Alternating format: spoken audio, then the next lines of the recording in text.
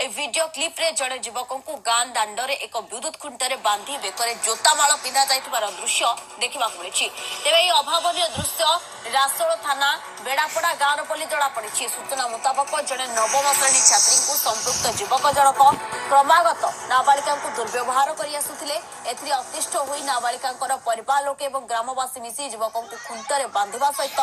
जोतामाल पिंधाई पर एक अटोरे बसाई रासोल थाना को नहीं ग्रामवासी किंतु पुलिस कार्यानुष्ठान नेबा परिवर्ते घटना को रफा दफा कर अभियोग होइछि। अन्यपटे संवेदनशील घटनार वीडियो क्लिप भाइराल हेबार लागिछि।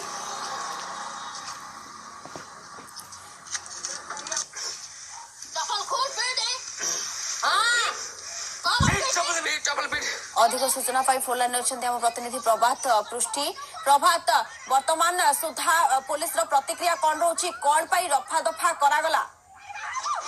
हाँ तपस्विनी देखो प्रकृत ये घटना अति संवेदनशील घटना और दुखदायक घटना से ग्रामवासी मैंने आने पर ये घटनाटा पुलिस कान को जो आसला पुलिस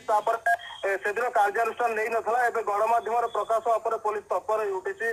पुलिस गाँव को जाकि जो मैंने से बांधी कि जोता माड़ देती से खोजार व्यस्त रही। तबे अभियुक्त जनक वर्तमान गाँव लोक अटक रखिछंती ना पुलिस अटक रखिछि कौन सूचना रही? बर्तमान सुधा अभियुक्त को ना ग्रामवासी अटक रखी ना पुलिस अटक रखी कई अटक रखी पारि ना जो दिन घटना घटी घटना गाँ लोक आने पर से किसी भद्रलोक आसी गाँव थाना बसी जिनसा समाधान करदे कि पुलिस कहवा मुताबक जे आम केस रेजिस्ट्री करूँ तदंत जारी रखीचु कहते गणमाध्यम बारंबार प्रकाश पाइला पुलिस पक्षर तनाघना जोरदार चली। तेरे गणमाध्यम खबर प्रकाश होगा पर जो एक्सक्लूसिव वीडियो सामना को आसी जो भाव में युवक जनक खुंटे बंधा हो आधार कर पुलिस वर्तमान तदंत चलाई ना गतकाल अभियोग पर तदंत चलाई ना तपस्विनी आम कह अभियोग को लेकिन पुलिस कौन तदंत करनी गणमाध्यम प्रकाश पाइला वीडियो भाइराल पर पुलिस निजक सुरक्षित रखापी तदंत जारी रखी। तेबे ए घटना पर ग्राम रे कौन स्थिति रही? ग्रामवासी वर्तमान सुधा भी असंतोष जाहिर करुछंती। ग्राम रे गोटे प्रकार कोकुआ भाव सृष्टि होती कारण ये घटना जितेबाला गणमाध्यम को आसला राति पुलिस जाकि राति सारा छानबीन कर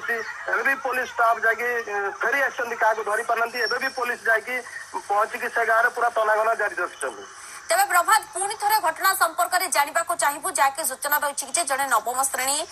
छात्री को ए उक्त युवक जनक हैरान करुले तेबे केते दिन भली हैरान करुले संपृक्त से जड़े छात्री को हैरान करुले ना तांकर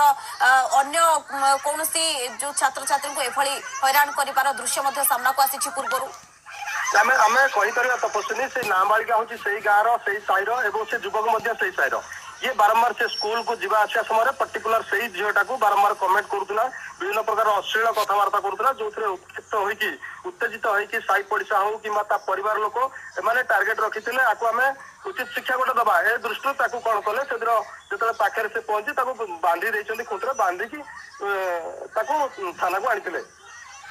तेबे जो भाव में ग्रामवासी आईन को निज हाथ को नेले कंगारू कोर्ट कर युवकों को बांधी देले जेतेबेले से जानवा पाइथिले कि जे छात्री अच्छा परिवार लोके कि आम झील को युवक जनक हैरान करुछंती बा आखपाख साई पड़िशा लोक जानिथिले से माने प्रथमे थाना रे खबर देइथिले कि नाही बा थाना रे अभियोग करथिले कि नाही ए संपर्क रे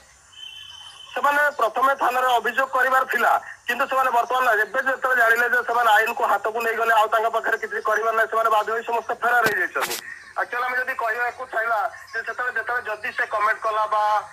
किसी अश्लील इंगित कला से प्रथम थाना द्वारा हवा कथा कि प्रथम थाना कौन अभियोग करना कि ना हठात निजे आईन को नहीं गले समस्त आईन को लेकिन खुंटे बांधिकी बाड़ेवा हो जोतामाल हो निजे आईन को नहीं गले। तेबे जो छात्री रही जहाँ को युवक जनक दुर्व्यवहार करते वर्तमान परिवार तरफ प्रतिक्रिया कौन प्रकाश पाउछि?